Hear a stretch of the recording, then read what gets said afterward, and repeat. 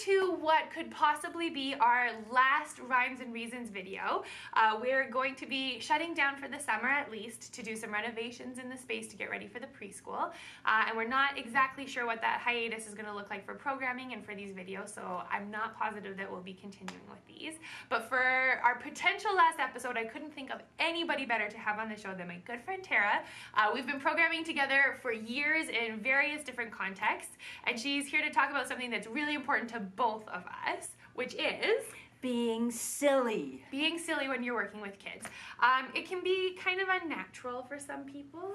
But you have to give it a try and be loose and just open to having fun, because we all know that you learn more if you're having fun. And if you're silly yourself, you're giving permission to the children to just goof around a little bit. And when we were talking about it, we came across this old book. I mean, Alex has some new books for sale still, but we came across this old book that had a really funny, silly rhyme in it. And you can adapt rhymes and make them sillier yourself.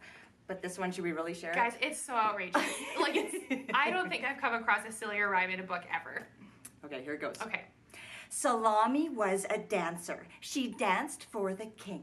And every time she danced, she wiggled everything.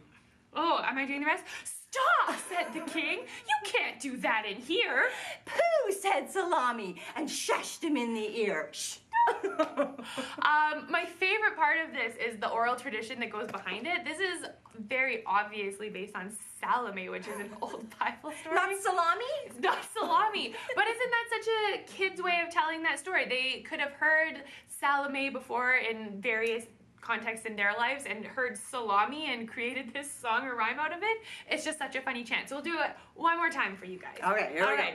Salami was a dancer. She danced for the king, and every time she danced, she wiggled everything.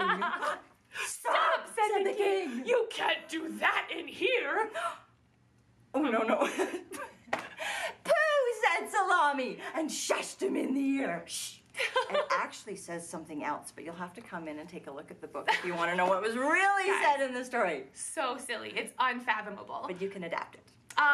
Thank you so much for coming on, Tera. Oh, no, it was my pleasure. I just wanted to say my most successful story times are when I inject a whole bunch of silly into it, because the kids just kind of...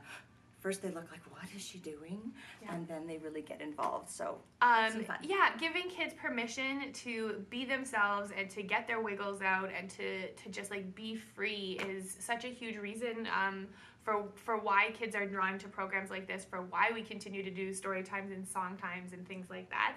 And it feels so good, and it's so good for you. I know. Anybody who has ever said to either of us, and I hope we're not tooting our horns too much, but anybody who's said you're so good with kids, what is your secret? This is it. This is it. Just be a giant ham. Just be goofy, and everyone's gonna have a good time. Have fun. And Tera, you're so right about brains and how much better we learn when we're having fun.